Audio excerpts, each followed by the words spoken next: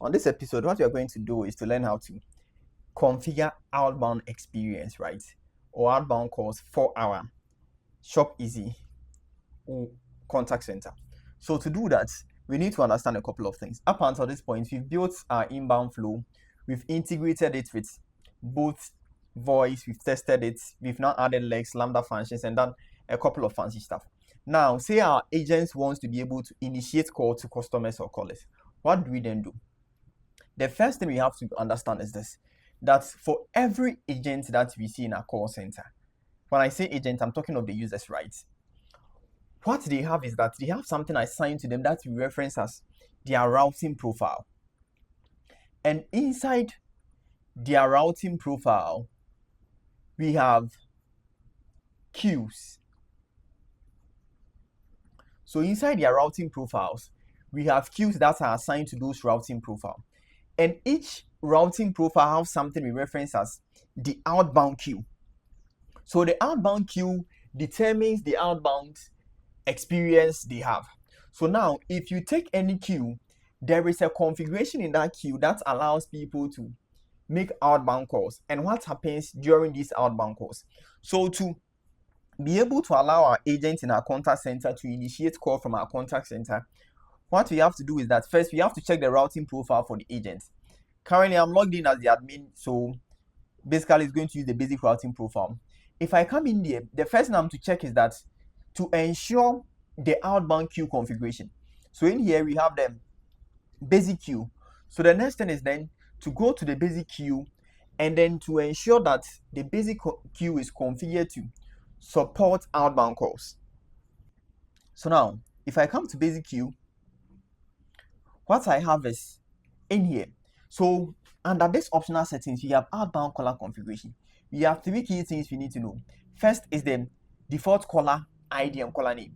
This is a bit optional because certain call line operators or certain carriers don't allow their lines to display some of these lines. So you wouldn't probably see the name, but there are some that you see. So depending on the ones you're working with. And then we set something referenced as the outbound caller ID number. So the outbound caller ID number is pretty much the phone number that the agent is going to use to place the call. So when the customer or is receiving call from the agent, they are going to see it from this outbound caller number.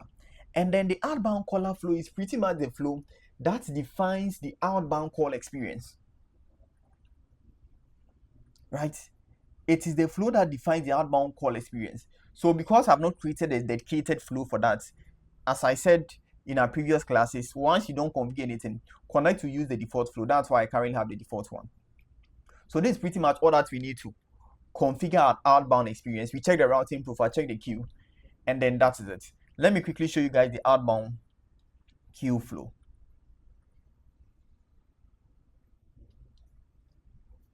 So once it comes in here, just plain this message, thank you for calling.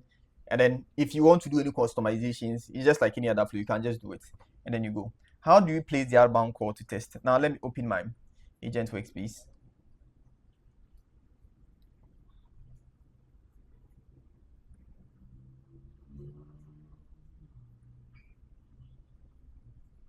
So if I come to the number pad, I can then dial one of my numbers.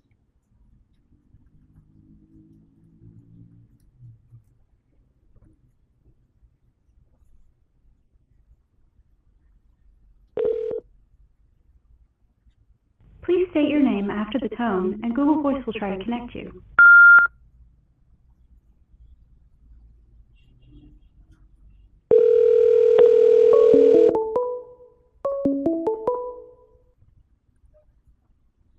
So this is how we just configure the outbound call experience. So I was able to place a test call and then it came in successfully. So this is a very quick one. If you have any customizations in your flow, you can do this and then you be fine with it. Thank you so much.